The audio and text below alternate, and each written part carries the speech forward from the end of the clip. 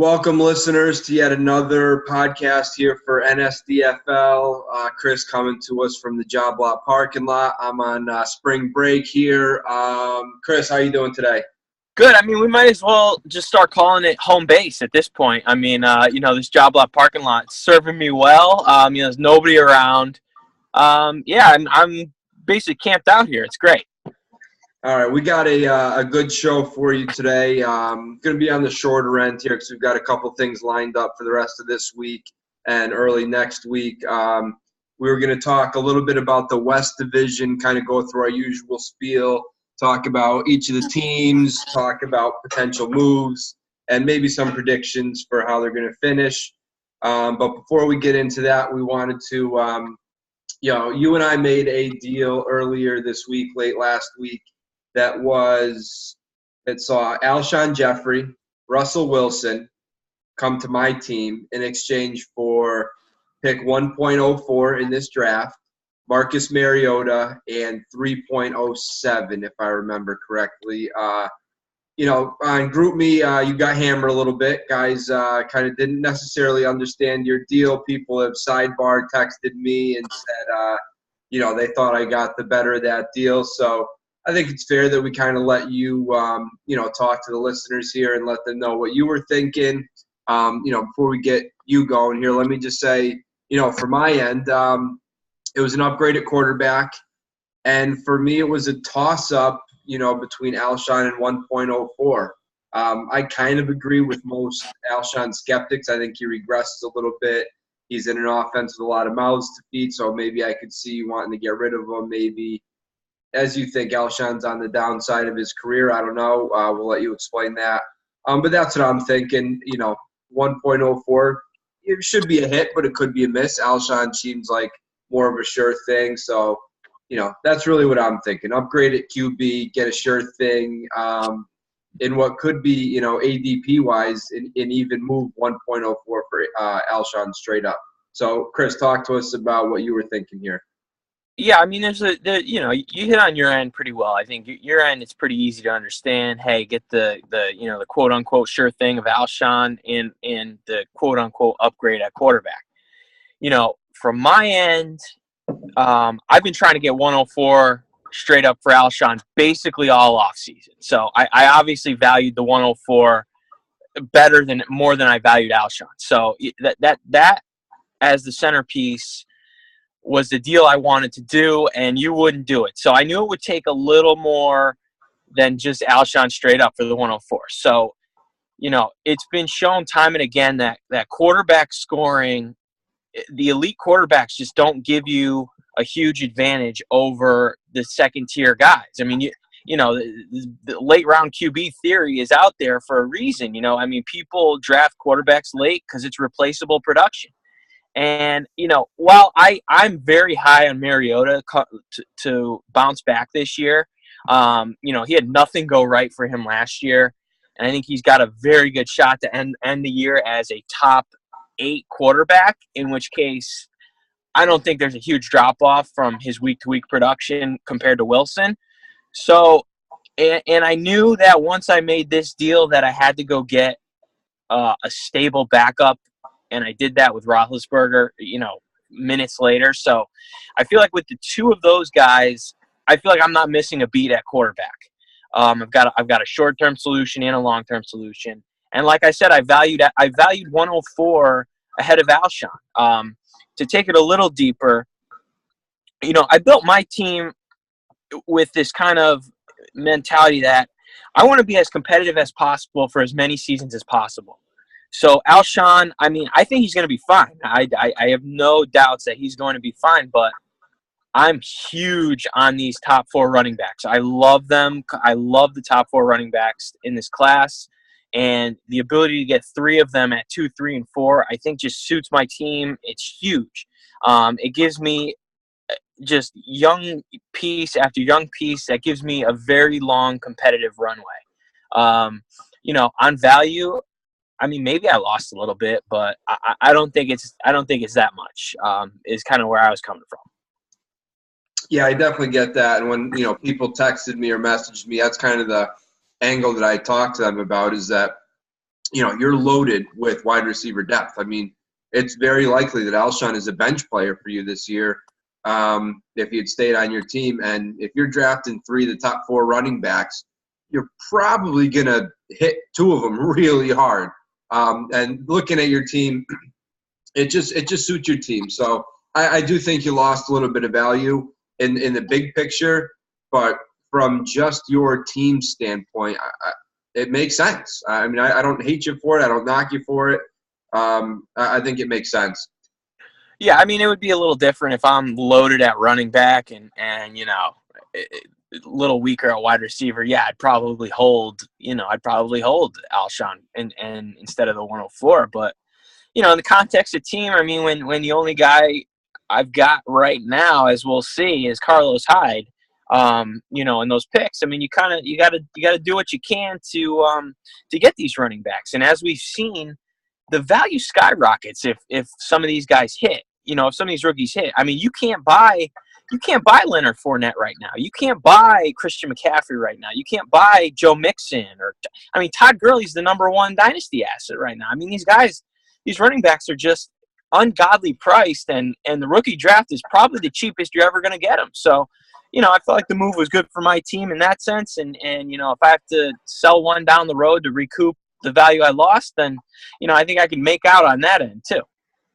Yeah, I think it makes sense for both of our teams, which is why the deal got done. I think we're 2 heady players, certainly not trying to hurt our team, sabotage a league or anything like that. So I think it, I could see why people, question it, but I think it makes sense. So let's move in here to the West Division here. This happens to be your division, so surely you're going to be quite vocal here. Who do you want to start with today? Yeah, I mean, this is going to be a fun one. I mean, we've got some good teams in this division. It's going to be competitive. It looks like a lot of fun. Going down the road, at least for the next few years too. Well, these teams will be competitive. The divisions, as you know, will be realigning. Want to talk about that again? No, we'll skip that. But let's start with the defending champ. We got Jimmy. No home Jerome. Here's his projected lineup. Cam Newton, Keenan Allen, Joe Mixon, George Kittle, Odell Beckham Jr., Antonio Brown, Sammy Watkins, and then the tandem of Aaron Jones, Jamal Williams. Whoever wins out that job is the likely last starter. Plus, he's got the 112 in the bank. Why don't you give me your thoughts first on what you see there? I love this team. This team is, I think, loaded with talent. Very, very young. A lot of upside guys who, I think literally the sky is the limit for this team. I could see this team, if everyone's hitting and has like a really good week, I think we could maybe see have we had a 200-point week yet? Maybe 1 or 2? I don't know. I'd have to look back. I mean, I could see this team approaching 200 a couple times this year. Antonio Brown and Odell Beckham Jr., you're looking at 2 of the top, 3 or 4 dynasty receivers right now, if not one. Yeah, yep. Keenan Allen, who's being boasted as a top 5 dynasty wide receiver right now in startups. Joe Mixon, who you kind of referenced a little bit ago, how productive he was last year. They're kind of giving him the keys in Cincinnati this year. I'm a little worried about Sammy Watkins. I know talking to Jimmy, he's very high on Watkins this year. Even before he was moved away from the Rams. Jimmy's a Sammy Watkins truther. He paid, I think, a pretty heavy price to get him. So Jimmy's got high hopes. Listen, this team has a very, very high floor and an enormous ceiling. I like this team, if you couldn't tell. What do you got? Yeah, I mean, still, I would say, he won the division last year, and I'd still put him as the class of the division this year. I mean, to me, there's 2 giant question marks in the middle of the lineup, and they're big. I mean, and this is what probably makes the difference between a championship team and a team that falls just short. And it's number 1, Joe Mixon. Does he expand on his rookie year? Okay, I mean, he was great in year 1. I mean, he had a lot of things going for him, but Cincinnati's offense was not good. Cincinnati's offense has to be better for Joe Mixon to be in that elite top 5 running back category. And Jimmy needs that from him because he has, basically nothing on the bench. I mean, he's got Marshawn Lynch on the bench. So his depth is poor, but that's kind of how Jim rolls. He just gets his strongest starting lineup possible and forgoes depth. So I see Joe Mixon as a little bit of a question mark, just because I'm not sure what the Bengals offense is going to be a little more. I mean, is Giovanni Bernard going to sneak in some catches? Who knows? To me, he's a little bit of a question mark, but like you said, huge ceiling. And then the other giant question mark, feel like it's been this way since he's been in the league, since 2014. Sammy Watkins. I mean, look, he goes to Kansas City. They had an established wide receiver in Tyreek Hill. A lot of targets get funneled to Travis Kelce. What kind of piece of the pie is he going to get? I think if Jimmy can get anything approaching what Alshon did last year for him out of Sammy Watkins, then I think he's in good shape. But to me, it's very, very tough to project the Kansas City offense. And they gave him a lot of money. They paid a lot to get him, so you think he'd be the focal point. But, hey, it's Andy Reid, so who the hell knows? I mean, you got a lot of mouths to feed there, and you got a rookie quarterback rookie quarterbacks, well, it'd be second year, but first year starting. I mean, those guys just don't produce at a high level right away. It usually takes a year or two. So, I'm not the highest on Watkins. Obviously, I let him go this year. So, those to me are the two biggest question marks. But, if Beckham comes back and Keenan Allen,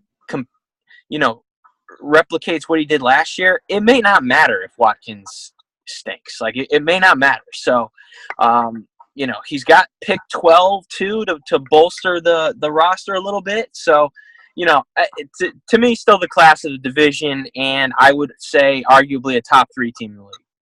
Yeah, no doubt about that. George Kittle, I think, is somebody worth mentioning too. Jimmy, tried really, really hard all offseason so far to land a tight end. I know he contacted me often about Kittle and Njoku.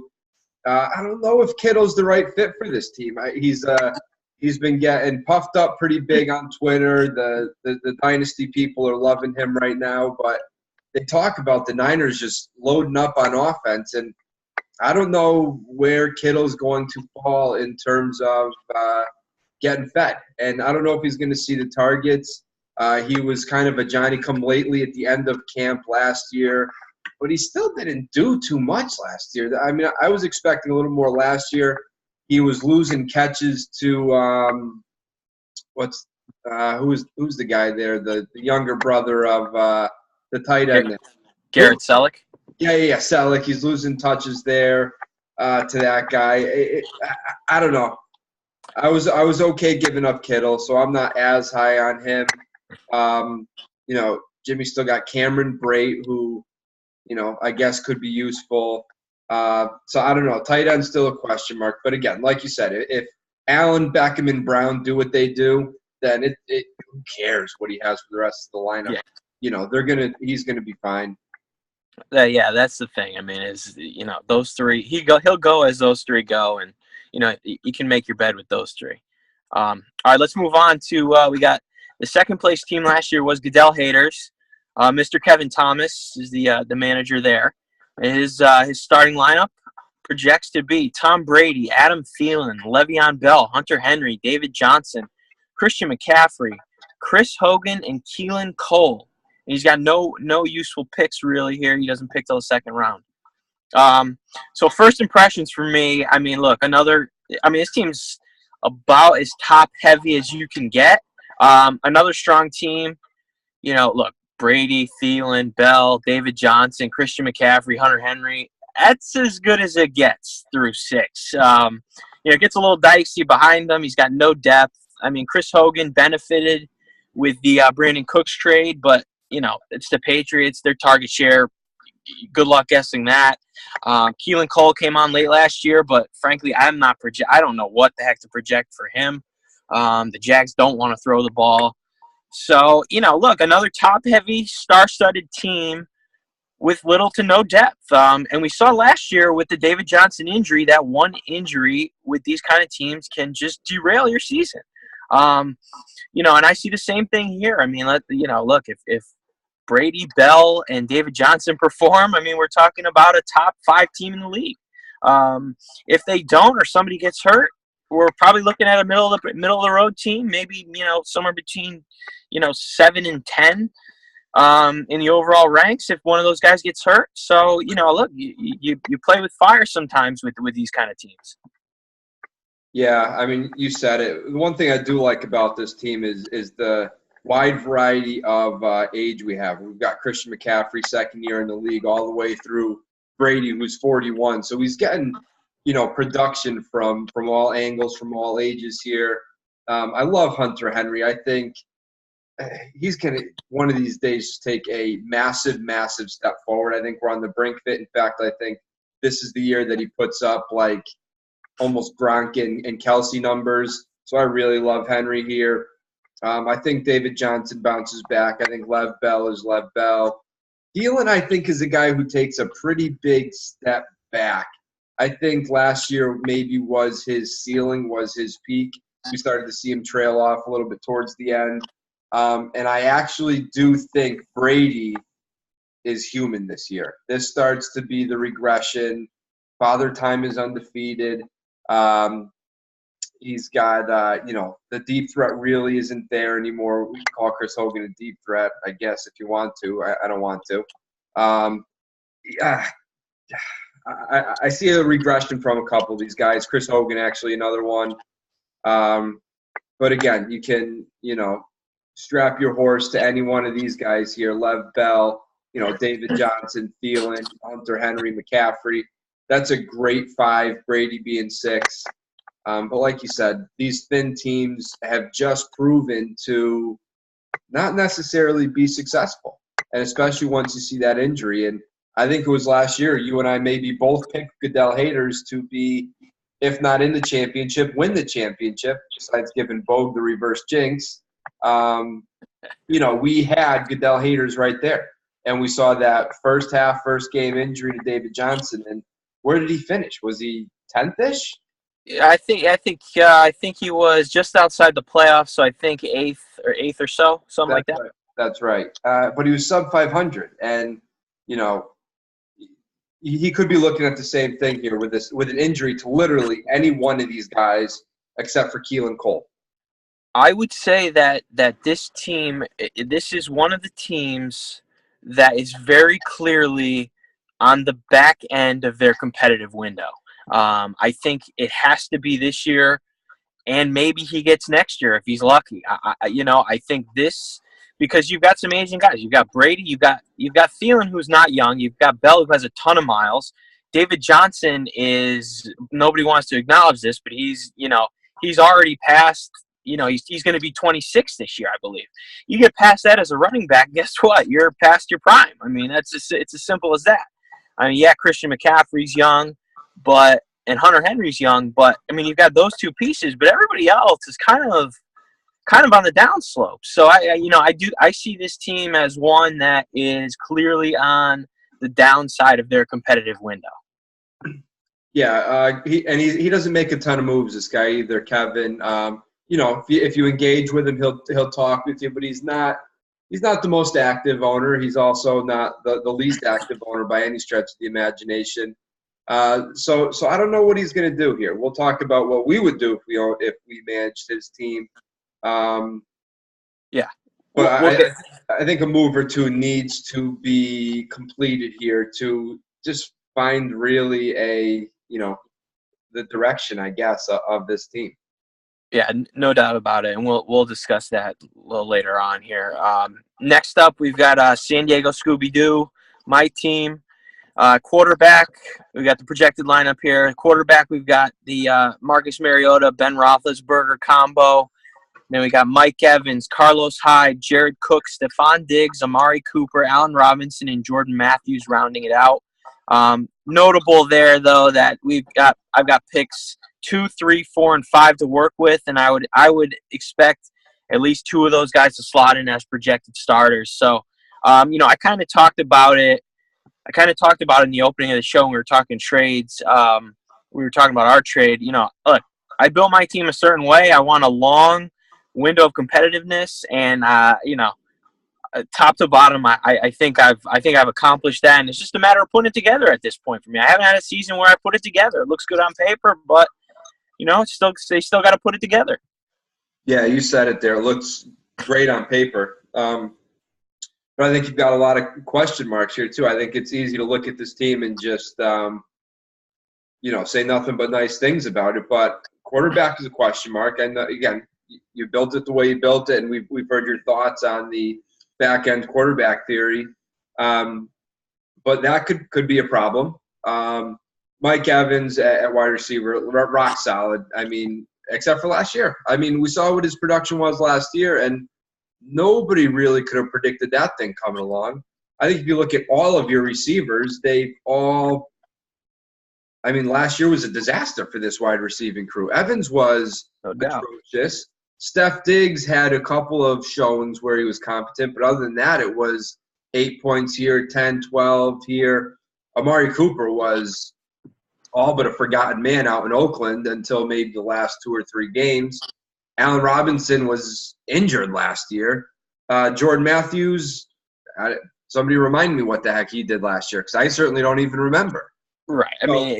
You're spot on. I mean, let me defend it a little bit. I think last year we've seen the absolute floor of this team, which is, bottom 3 team in the league. Look, if things don't go right with these wide receivers, this team is not good. But that's part of the reason why I wanted to add these picks for the running backs to give maybe, a little fallback. If I hit 2 of them, well, maybe I'm not relying on Allen Robinson, in a new uniform with the Bears, or maybe I'm not relying on Amari Cooper week to week, or Carlos Hyde, or, look, Jordan Matthews, he's a placeholder. Let's be honest. He's not really going to start. Okay. Right. So, that's the thing is, you get with these picks, and I do believe that this running back class is good enough where I think you're going to see 6 to 7 backs taken in the first 3 rounds of the NFL draft, which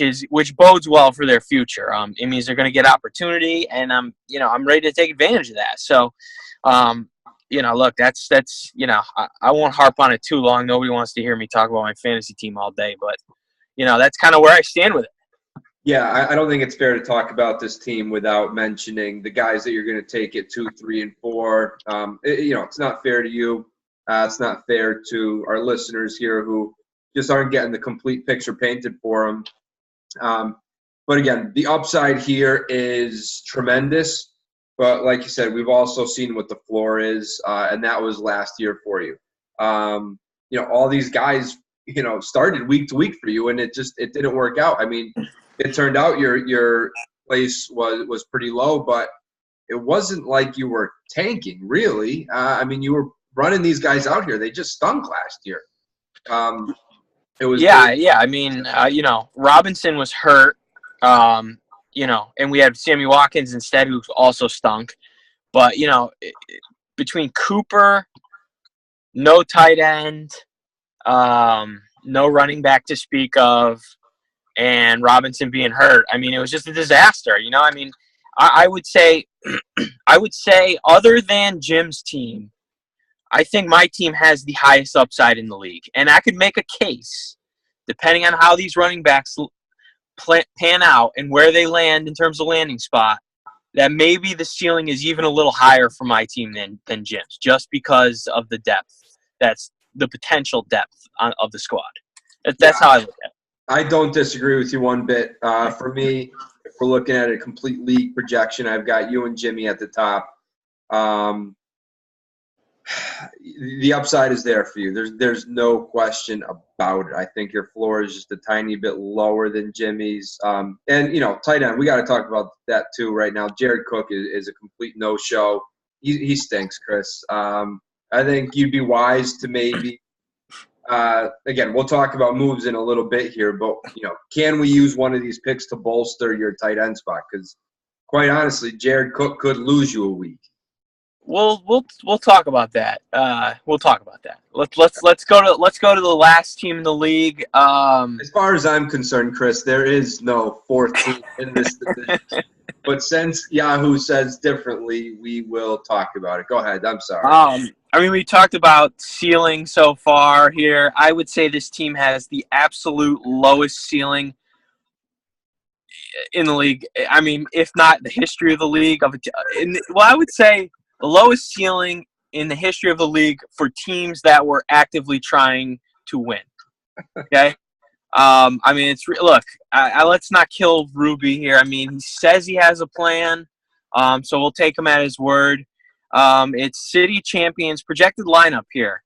Let's try. I know you're eating. Let's try and keep it down, okay?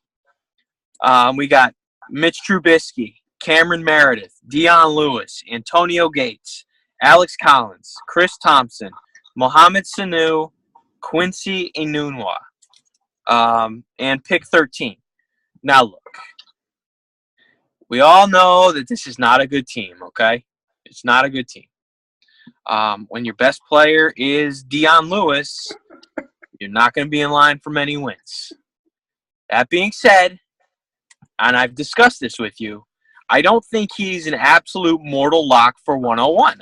I just don't. I think there's too much luck involved with fantasy football. I think he could very, very easily find 2 to 3 wins on his schedule and have someone come in with 0 or 1 wins. I think it's possible.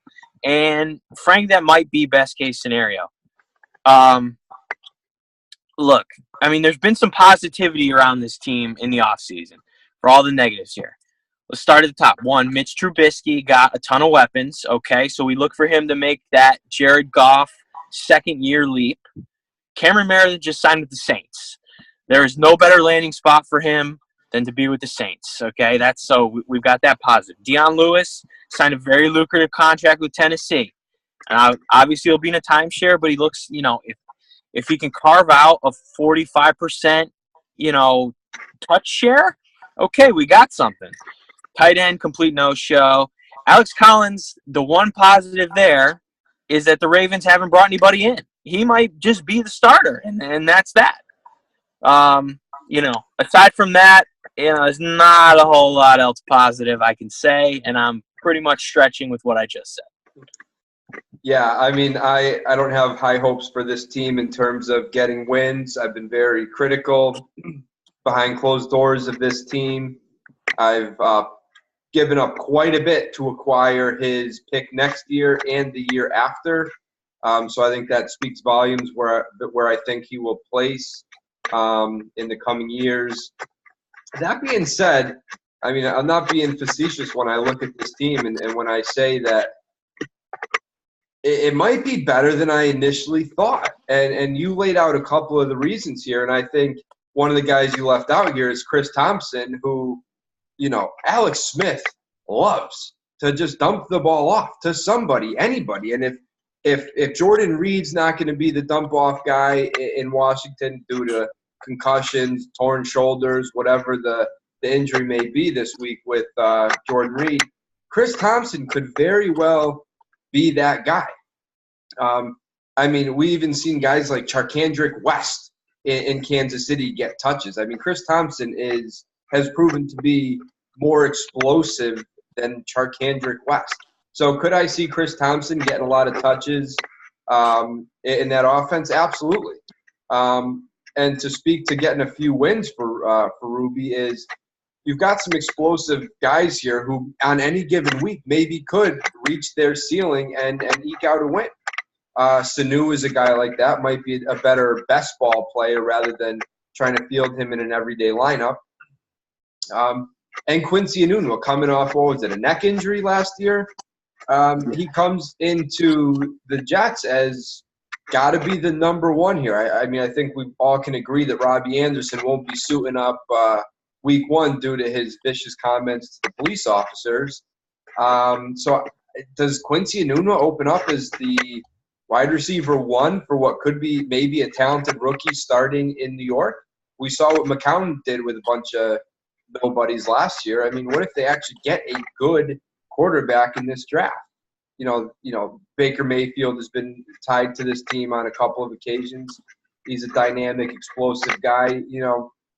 Maybe Enunwa is something. Like you said, tight end is an absolute zero.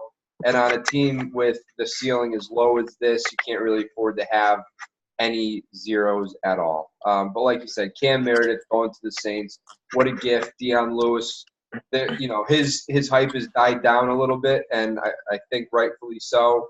But like you said, they paid him money. They're going to give him the ball. But there's no depth. There's no really high ceiling guys. For me, this is a 1, maybe 2 win team at best. First of all, how dare you forget about Jermaine Kearse, okay? I mean, he is the clear-cut number 1 in New York, and frankly, I won't stand for you forgetting about him. Let's actually start here with Ruby for things we want to see, trades or what we want to see this team do. Because I actually think it's the most interesting in terms of moves he could make. Just because he's got pick 13, he's got a bunch of seconds, I think 2 or 3, and he's got some guys that I really think he should cash in on the value. Number 1, I'd be doing everything humanly possible to get my picks back. It's probably not going to happen, but I would literally offer my entire team to you to get my picks back, even if it's just one of them. If that's a formal offer, reject it. Okay, guys. All right. Well, forget it then. I think I'd be. I mean, to be honest, there are 0 building blocks here. There are 0 guys you can project 2 years down the road to still be, competent players in the league. Like you can't project it. So what I'm doing is I'm shipping out Meredith, Deion Lewis, Alex Collins, Chris Thompson, Mohamed Sanu, and Quincy Enunwa. I'm literally just stripping it bare, getting as many picks as I can wherever I can. And if that means in season when Deion Lewis is producing to move him, if that gets me a late first, I'm doing it. If Alex Collins, the moment I can get a first for Alex Collins, I'm doing it. The moment I can get a first for Chris Thompson, I'm doing it. Maybe I wait a little bit on Cam Meredith just because he's coming back from the injury, and maybe he is something for the Saints and he's young enough to keep. But I'm doing whatever I can to get as many picks as I can to hopefully hit on a stud player. And then once I get that stud player, I'm selling him for 3 to 4 pieces. Look, this team, it needs a lot. It needs a lot of just quality pieces because there's none. I mean, there's no superstar. There's no quality pieces. So it's going to take – I mean, to me, this is a 3-year rebuild, and I don't see any way out of it. So I would just resign myself to that fact and just, build my team that way with that in mind. Yeah, I think that's really the only way to go here. We've spoken at length here about he's easy 3 to 4 years away from being something, especially having no first round of the next 2 years, 2019, 2020. I think he needs to target 2021 as his rebuilding point and maybe try to be something in 2022, maybe 2023 here. So, again, maybe people are okay with giving you 2021 first since they are available. And maybe you get them, for cheap. Maybe you do get, that 2021 for Cam Meredith. I mean, I don't know. Like you said, you got to try to hit one. He does have a butt ton of second-rounders here. Ruby's been hit by bad luck. I'll be the first to tell you. He traded a lot of his youth and picks away last year, trying to make, one last go at it. I don't know if that was the right move, given how difficult his division was. So it was just poor timing, and he just wasn't getting any production. He was hit by injuries. So I know his heart was in the right place, just unlucky, and he's going to pay the price here for a few years. But Ruby's super active. I think he's relatively easy to trade with in terms of, his valuations for the most part are not outlandish. And he's going to be active. He's going to, turn this roster over. I'm certain of it. But again, Ruby got to target 3 years down the road, not 2019. Yeah, to me, that's his biggest advantage is that he is so active and willing to take shots and make moves. That's his biggest strength here going forward as he tries to rebuild this thing. All right, so let's we'll work backwards here. We'll go back to my team and see what do you want to do there. I can tell you right now that there's no getting a top tight end for pick 4 or pick 5. It doesn't exist. I've tried. It's not happening. We're not getting Ertz, not getting Kelsey, not getting Gronk, not getting Evan Ingram, and after that, frankly, I don't care. So I figured I'll just stick with Jared Cook, and Austin Seferian-Jenkins, and Adam Shaheen, and hope one of them hits or one of them proves to be semi-useful. Other than that, I mean, I'm pretty content with my team right now, just to see what happens in the draft, what pops up there. But overall, I'm not itching to make too many moves. I've advertised that I want to swap Hyde now for, a veteran wide receiver that I can plug in for depth. But nobody's going to do that prior to the NFL draft because everyone seems to think that Saquon Barkley is going number 4 to the Browns. P.S. He's not. So that's kind of where I sit. Okay, so if I'm managing this team here, I am packaging up at least 2 of these picks here and getting a stud. Easier said than done here. I don't know exactly what the right move is. I know you and I have talked about it. Can you give 3, 4, and 5 to accidents for Gurley? Does he take that? I don't know. Can it be 3, 4, and 5 and Hyde? I don't know. You don't have to comment on the fairness of any of those deals there. But again, I know you love your depth and can't knock that one bit here.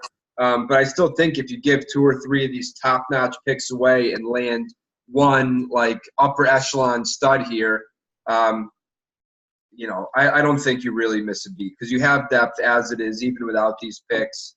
You've already talked about moving Jordan Matthews to the bench, who could actually be something. You talk about not having to rely on an Allen Robinson or Amari Cooper if they happen to stink this year. I think you're still okay, but I think the problem though is the studs are in the hands of the few right now. You're not wrestling Antonio Brown or Beckham away from Jimmy. You've got Evans on your team. Graham's not going to give up any studs. He's pushing for the 2-year bonus here.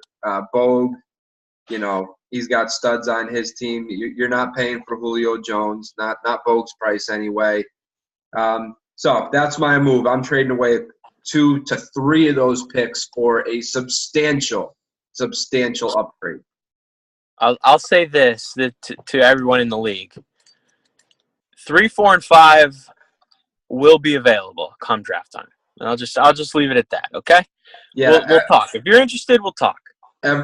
Yours and I discussion is well documented. So a lot of people come to me asking what you're going to do or what I think you're going to do, and I say there's no way that he has all 4 of these picks and uses all of them. I just don't see it happen. That's not even something that you and I have really discussed at length. Maybe just in passing. Your love for this running back class is well documented as well. But I continue to tell people that inquire that I think these picks will be traded away sometime before the draft or draft day. That is what I'm standing upon. That's why that was my prediction here. That's why it's what I would do. So I stand by that. All right, let's go to Goodell haters here. To me, we talked about it when we talked about his team. Look, I'm going to go out on a limb and I'm going to try and liquidate David Johnson here. I want something like, just off the top of my head, if I can get something like Devontae Freeman, Doug Baldwin, and a 19 first, I'll take that all day. And I don't think that's an out. I don't even think. I think that's almost less than market value for David Johnson right now. And I would take that with this particular team because look, you get a step down in Devontae Freeman, but he's still on that next tier of running back. You get a substantial upgrade at wide receiver in your last flex spot by plugging in Doug Baldwin over Keelan Cole, and then you get a 19 first to get a little younger. To me, man, I would kill to make that move if I was Goodell haters. I don't think it makes him any worse. I really don't. I mean, I listen. I love David Johnson as much as the next guy, but if I can make my team better by rounding out my last couple flex spots and get a little younger, that's the route I'm going to try and take. Yeah, I think if you can get that for David Johnson, and I think you're right, that ask right there is not crazy. I think it's a deal that could get done. If I could swap teams and have fun with any team, this is the one that I would want to acquire. Like you said earlier, he might be in the twilight of his competitive window here, and I think that would be really fun for him to try to take advantage of that. So what I'm doing if I'm him is I'm trading away my tons of draft picks. I am getting rid of everything I've got left in this draft. I know there's no first. I don't know what he has for seconds here off the top of my head, but I'm getting rid of my entire 2019 class, my entire 2020. Hell, if I can, I'm getting rid of my 2020 first class. And I'm adding some depth. I'm adding some talent. Push Hogan and Cole out of this starting lineup here. And I don't know the exact guys off the top of my head. I know I always talk about Golden Tate being maybe a guy that he could fetch with a 2019 first. Maybe it's a first and a second. But again, I'm doing everything I can to get Hogan and Cole as reserves rather than starters that I'm relying on. And I'm going to try to play out the end of my window here. I think that's a wise move because if we look about it and if, say he does win this year or, find some sort of money, I think he maybe could still trade David Johnson next year or Bell. And I don't think, depending on how this year goes, I don't think he's losing too much value. So maybe he makes a run at it as long as Brady's around and then, recoups those draft picks when he's able to liquidate Bell or David Johnson or Thielen if he still can in a couple of years. So I'm riding this team out as long as Brady is still playing and still being productive.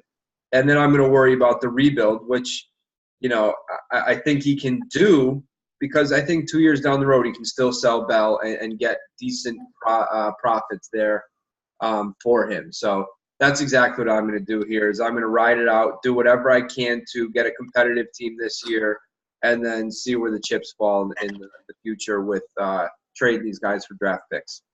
My one hesitation with going that route and trying to add guys for future picks, that market seems to be real dry right now. I don't know who's selling established, I'm talking like a solid established players for future firsts. I'll tell you right now, if Goodell comes to me and wants to talk serious about LaShawn McCoy, I'm listening.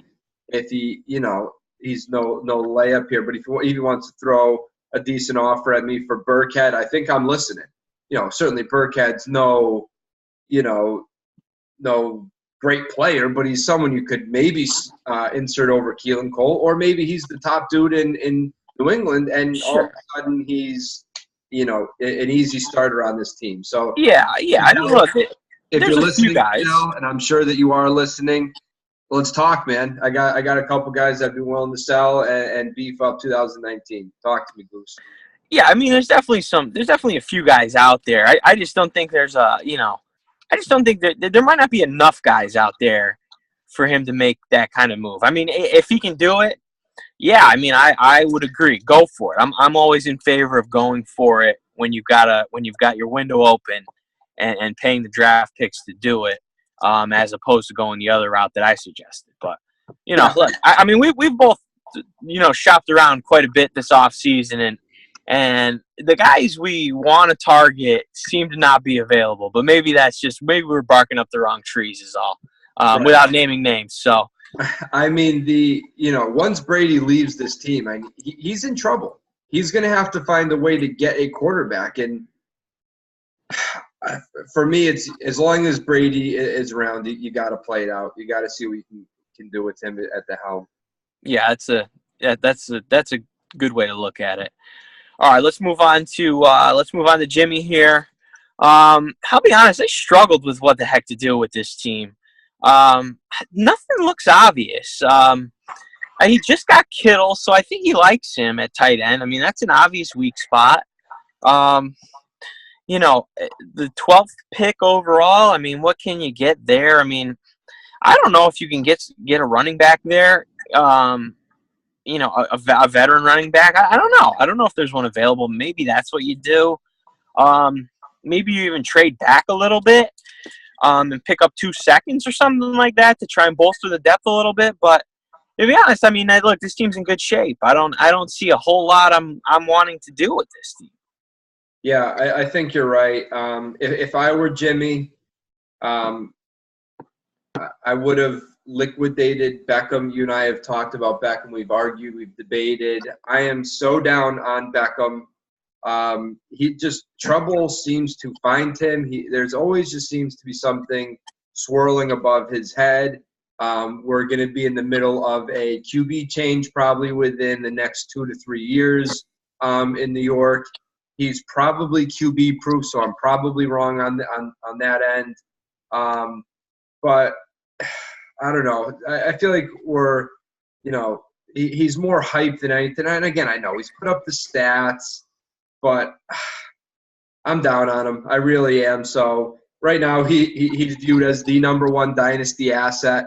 So if I can get that sort of value for him, I'm going to do that. I try to make a trade with either the Kelsey or the Ertz owner. And can I get Ertz, a back-end wide receiver 1, and maybe a pick for Beckham? I don't know. And I think Jimmy's team looks much better there. Gives him the depth that he needs. It gives him literally a top-notch player at every single position. I don't know. I'm just down on Beckham, and I know I'm in the minority here, and I'm okay taking grenades here with that stance, but just too much for my liking. Yeah, I mean, look, I guess there's sort of red flags, but look, I completely disagree. I mean, we talked about this before in private, but yeah, I mean, look, Jim, if you are worried about Beckham, I'll gladly buy for 99 cents on the dollar. Just talk to me. You know where to find me. I mean, yeah, it's tough. It's tough. Look, this team is in good shape. I mean, it's part of the reason why we projected as a top 3 team in the league, or and to repeat as division champ. I just don't see a whole lot to do here. I'm Keenan, Beckham, and Watkins are long-term assets. Antonio Brown's getting a little up there, but I think we both think he's going to play till at least 35, 36 at a minimum. So there's no reason to move on from him. Cam's a top-end quarterback. Look, we love Mixon's upside. He's a cornerstone player. Look, I mean, and he's got 112 to work with. So just not a whole lot for Jim to do, and frankly, that's a good thing. Yeah, I was kind of stretching with it. I'm a high-paid analyst, so that's why I kind of came up with that Odell Beckham move. But quite frankly, I'm staying put. This is a very, very good team here. Jimmy's done well to construct it. Competed last year. I think his window is as wide as anybody in the league in terms of competing.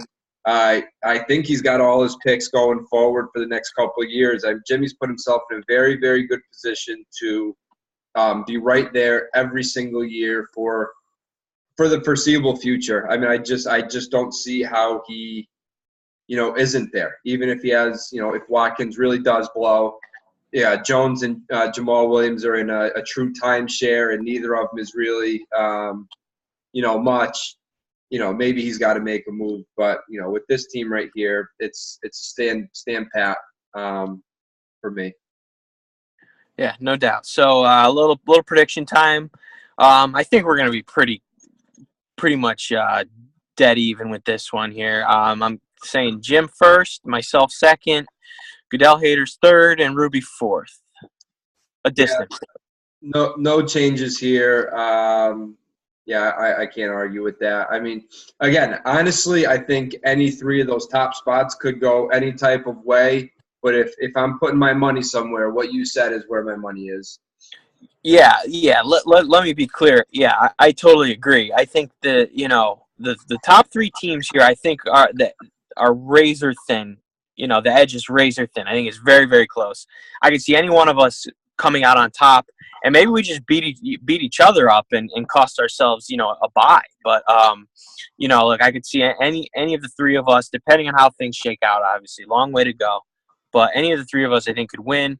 I think on paper, again, this is the most competitive division in the league. I know nobody wants to hear that, teams from the other divisions, but, I do.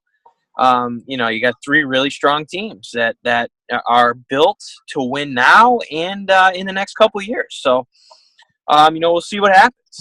Yeah, the only argument I would make, and not to bring up my division here, but the only advantage my division has is all four of us are so very, very close. Your division has an obvious one guy who has zero chance of beating anybody else in the division. Where my division, we could all go, 3-3 against each other, and nobody, I think, would be surprised. I think everybody in the world would be surprised if Ruby steals one from any of you. Fair enough. All right, so that's gonna wrap it up for today. I should get back in the office, do some work. So we got coming up we got a fun show coming up next.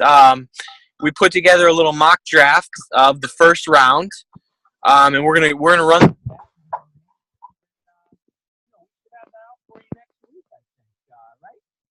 Yeah, I think you're covering up your mouthpiece there. What you're saying is we did a mock draft, and we're going to roll that out sometime the end of this week or early next week.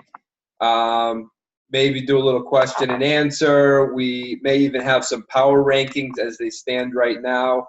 But, yeah, our next show is going to be a little more predictive and, see where people really stand in the pecking order. Last thing, if anybody stuck around this long, and hopefully all of you did, if anybody can make a call at this time of day and wants to be a guest, text one of us or hit us up on GroupMe, because we would welcome a guest. Yeah, we had a great show when we had Andy Herco on a few shows ago. We're not looking for anything flashy. You don't got to be entertainment. Just kind of come on and give us some of your thoughts is all. We're always looking for guests. Maybe it helps us expand our listeners. Congrats, Chris, on your 100th listen or view on last show. And, hopefully we make it to 200 as of this show. Who knows? Hey, the sky's the limit. All right, folks. We'll see you next time. All right. See ya.